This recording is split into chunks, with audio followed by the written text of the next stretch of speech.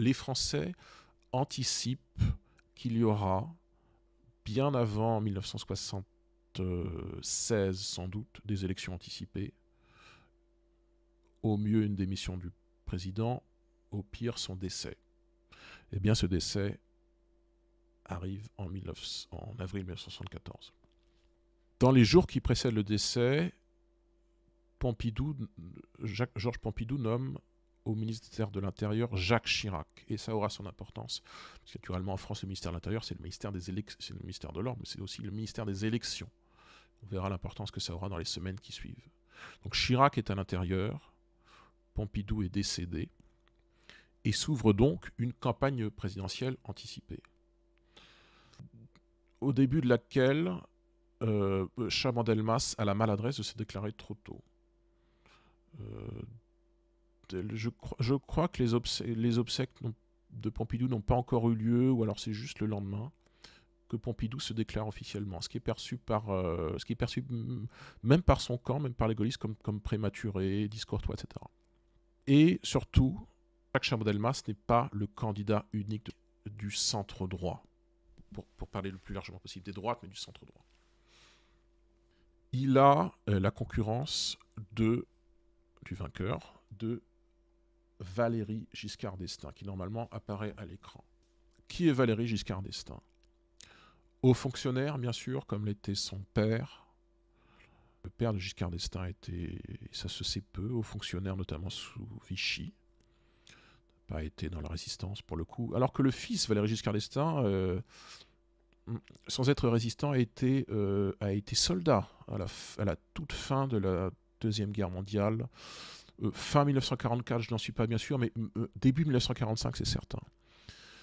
Soldat en Allemagne, dans l'ouest de l'Allemagne.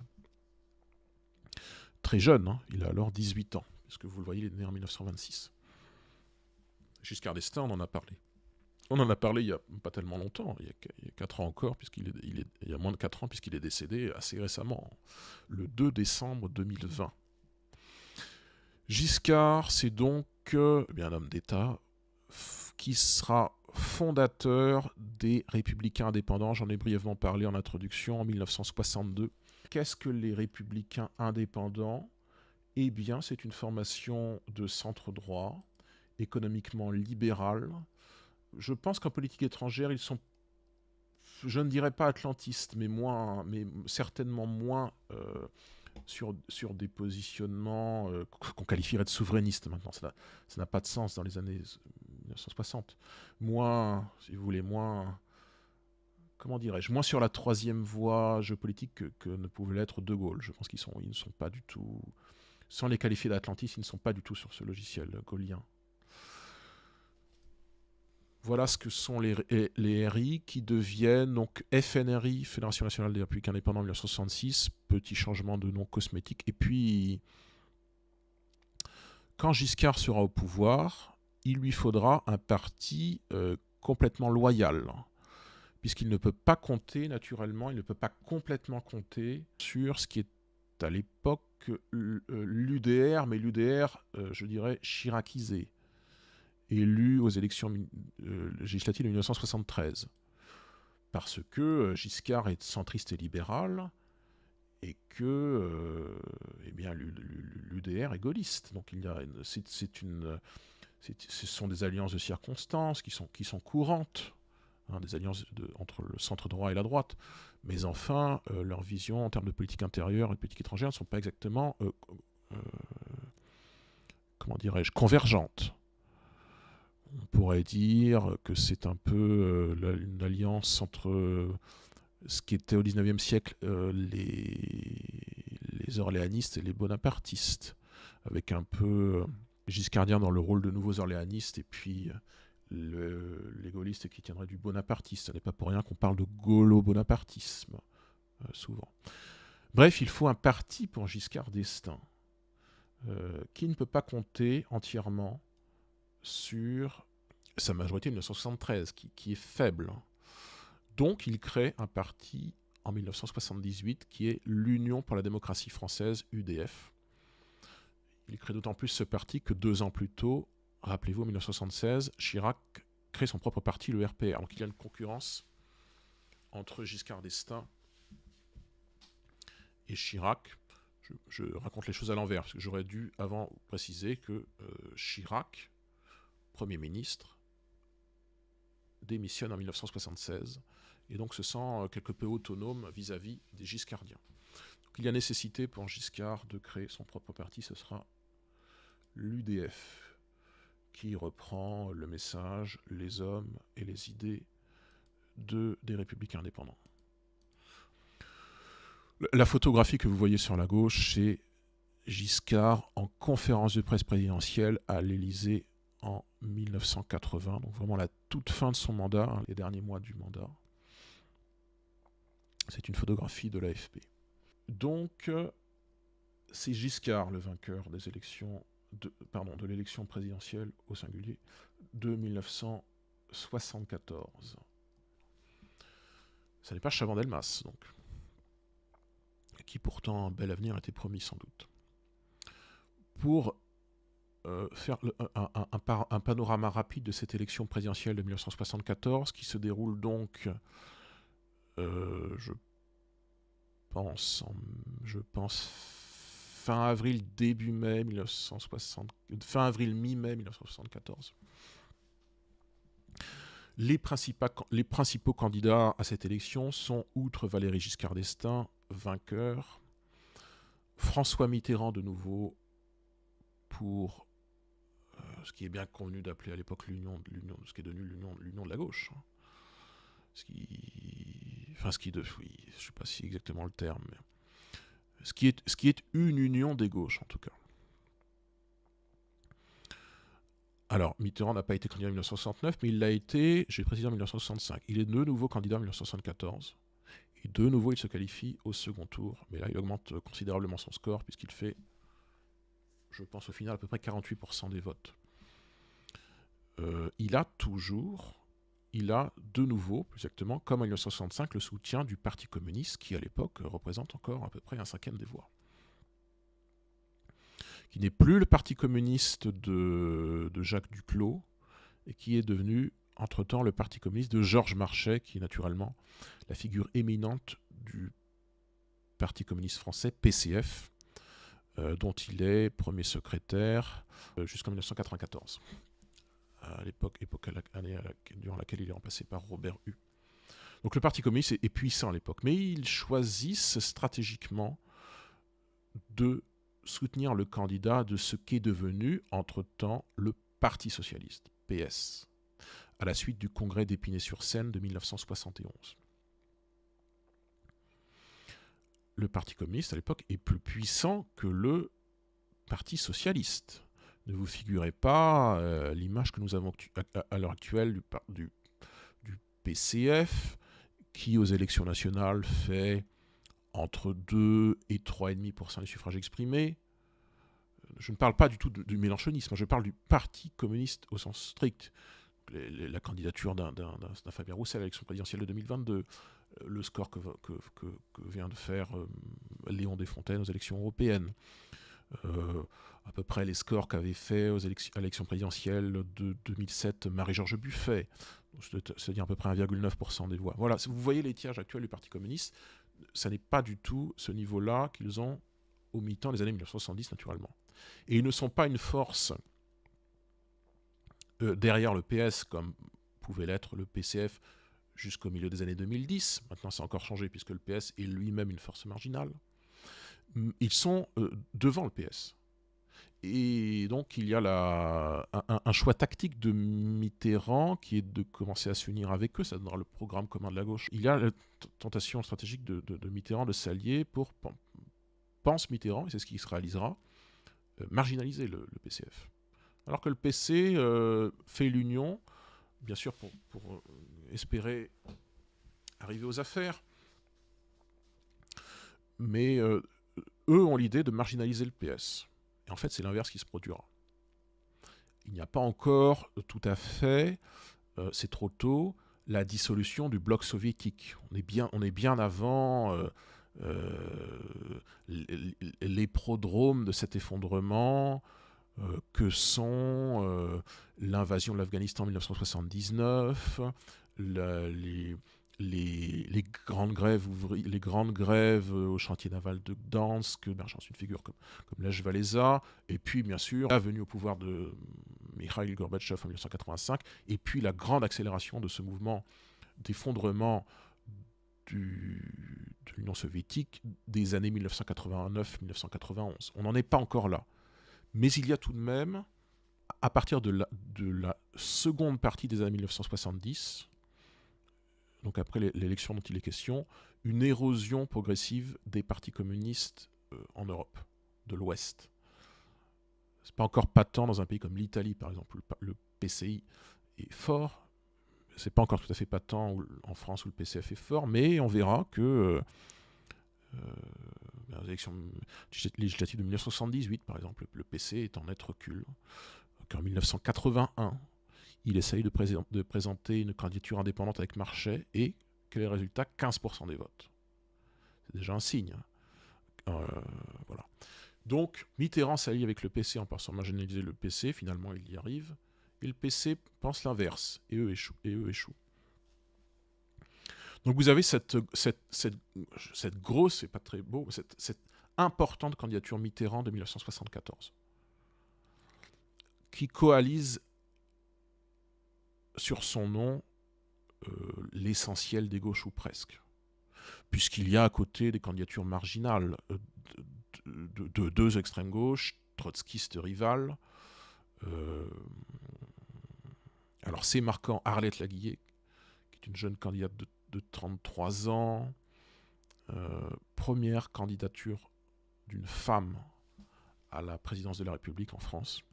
C'est quelqu'un qui travaille dans une banque au Lila, qui est dans une position tout à fait modeste, mais qui est une militante chevronnée de la mouvance trotskiste depuis les années 1960. Elle est avant au Parti communiste, puis elle s'est brouillée avec les communistes, dont elle ne partage pas naturellement elle s'est brouillée avec les staliniens, puis directement, dont elle ne partage pas les côtés autoritaires. Elle ira très très brièvement au PSU, puis ensuite elle est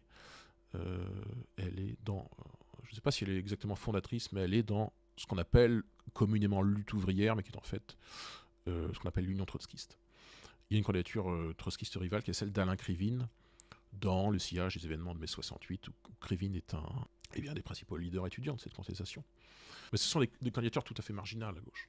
Il n'y a pas de candidature du PSU cette fois-ci, parce que, entre-temps, Michel Rocard, cette année 1974, a rallié le Parti socialiste. C'est l'époque où le Parti socialiste est un parti attractif à gauche. Après avoir été longtemps, lorsqu'il était la SFIO, assimilé aux errements de la 4ème République sur la question de la politique algérienne. Parce que Mitterrand était 11 fois ministre sous la 4ème République. La SFIO était associé à une image de parti atlantiste également, ce qu'il était factuellement sous la 4ème République. C'est la période... c'est certainement le régime le plus atlantiste de l'histoire de France, et c'est la période où le PS, la SFIO était le plus ouvertement atlantiste, dans un contexte naturellement de guerre froide, de partie la plus active de la guerre froide. On n'est pas encore au dégel naturellement. C'est la période jusqu'en 1953 de Staline naturellement. Et puis, qui est le Parti socialiste du temps de la SFIO, a mauvaise image. Il rajeunit considérablement son image à partir du congrès d'Épinay, avec contre-intuitivement une figure qui est quand même une figure de la vieille politique. François Mitterrand, qui a à l'époque la cinquantaine bien avancée, qui réussit ce pari de symboliser le renouveau à gauche. Donc il n'y a pas vraiment de concurrence à la gauche de la candidature Mitterrand. Quelles sont les autres candidatures? Une petite concurrence à droite qui fera tout de même 5% des voix, celle de Jean Foyer, maire de Tours, qui a été ministre sous la fin du mandat de Pompidou, qui est sur des positions très conservatrices, à la fois conservatrices et familialistes, vraiment dans l'exaltation de la famille traditionnelle, ce qui est au demeurant des positions assez classiques dans le champ des droites à l'époque, mais Foyer vraiment pousse ses positions à l'extrême. Il est connu pour avoir été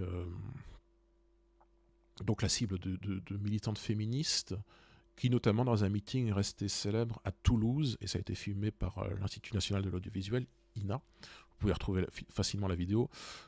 Eh bien, des militantes féministes s'étaient présentées seins nus à son meeting, avaient fait du chahut, et Foyer était resté imperturbable. Foyer contestait notamment l'essor de la pornographie à l'époque, et puis la libération sexuelle, qu'il jugeait très négativement. Donc, vous avez là un candidat très conservateur, qui rassemble tout de même quelques voix, qu'il prend certainement à Chaban d'ailleurs.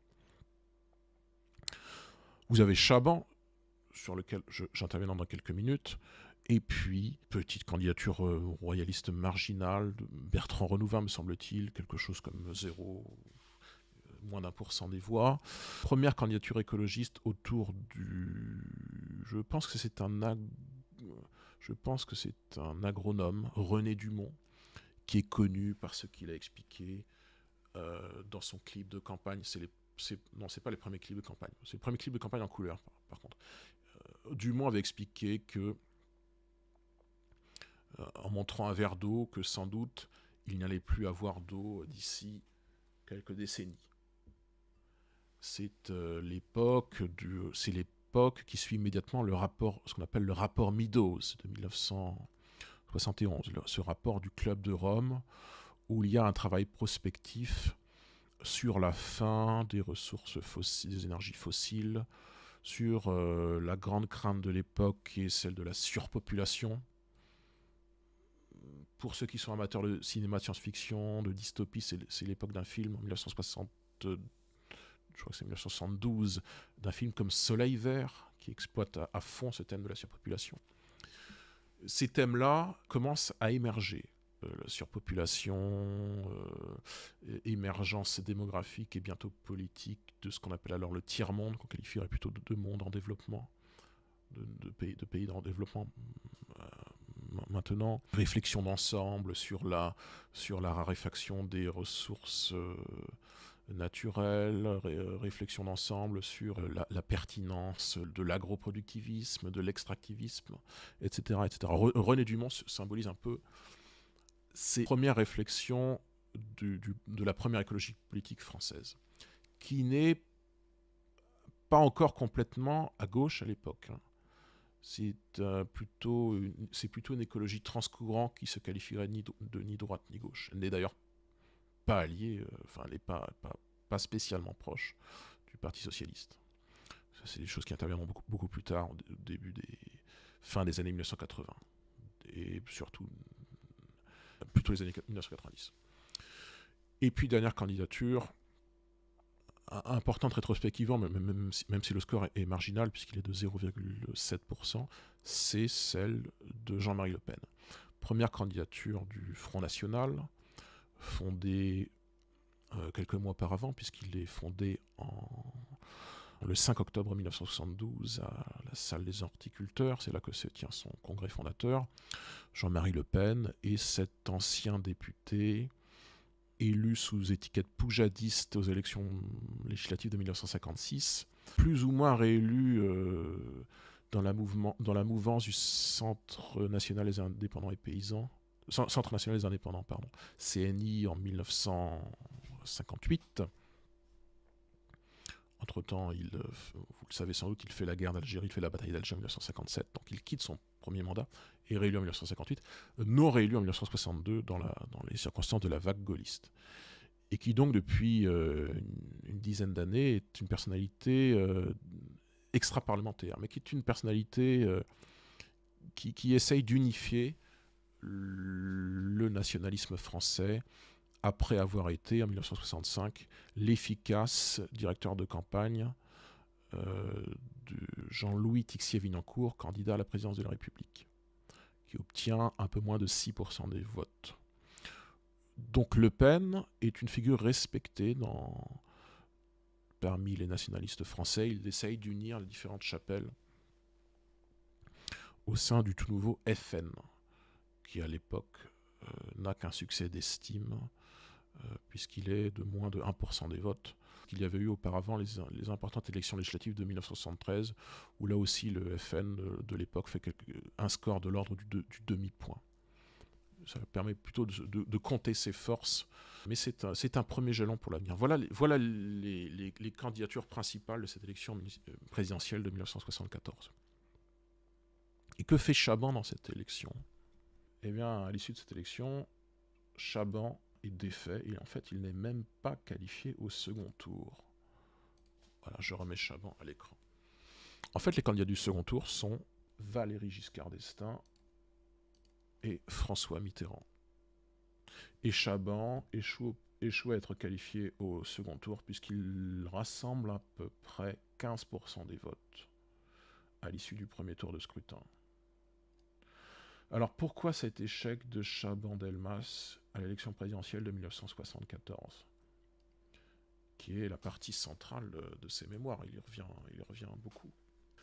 Eh bien parce que les électeurs de droite se sont massivement portés au premier tour sur Giscard.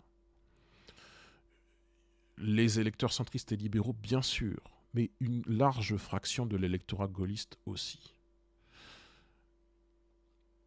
Il y a eu une sorte de brouillage, si vous voulez, entre le message lyrique, exalté d'un Chaban en 1969 sur le thème de la nouvelle société, et puis la réalité de ce qu'était le parti gaulliste de l'époque. Il demeurait un parti conservateur, dont les grands barons, Mesmer, Guichard, Couve, etc., Sanguinetti, Alexandre Sanguinetti, qui était l'homme fort de l'UDR. C'était des gens conservateurs sur le plan des questions de société. Ils étaient les stricts continuateurs du gaullisme du général. Donc il y a ce décalage entre l'appareil UDR et les tentatives de modernisation du discours que sont celles d'un Chaban depuis 1969. Et puis il y a quelque chose d'autre, c'est que Chaban est en fait trahi. Enfin, c'est un jugement de valeur. Mais comment qualifier autrement? Chaban est bloqué dans sa progression par Chirac. Que fait Chirac à l'issue du décès de Pompidou, lorsque s'ouvre la campagne présidentielle début et mi-avril 1974? Chirac, dont Chaban est convaincu qu'il le soutiendra avec l'essentiel de l'appareil de l'UDR. Chirac est alors le dirigeant de l'UDR, depuis 1972, me semble-t-il. Chirac fait ce que l'on appellera l'appel des 43. Qu'est-ce que l'appel des 43?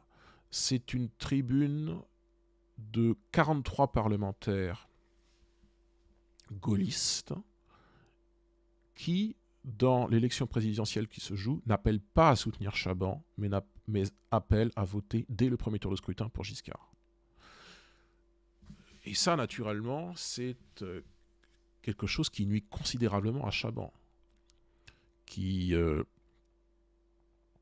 aboutit à un transfert massif, dès le premier tour, d'une large partie de l'électorat gaulliste vers le vote Giscard, en considérant que le vote gagnant, c'est le vote Giscard. Ceci d'autant plus, et ça n'est pas non plus à l'avantage de Chaban, qu'il y a la perspective d'une gauche victorieuse, pour la première fois en 1974. On a déjà vu la gauche, pas victorieuse, ce serait bien excessif, mais capable de mettre en ballottage Charles de Gaulle en 1965. D'une gauche qui fait 45% des votes avec Mitterrand. On voit bien les évolutions de la société qui sont celles de l'après-mai 68, dont les droites, comme je l'ai expliqué, en tout cas la partie la plus moderne qui se veut la plus moderne de la droite, comme Chaban et ses partisans, même la droite admet ces évolutions. Et un homme comme Giscard, au centre, admet ces évolutions, on le verra avec son libéralisme avancé. Donc on voit bien que la gauche progresse dans les esprits. Et il y a la perspective que la gauche puisse réellement gagner le scrutin de 1974. Donc il y a, si vous voulez, un double vote utile dès le premier tour. Premièrement, non seulement Chirac influence le vote des gaullistes en faveur de Giscard par son appel des 43.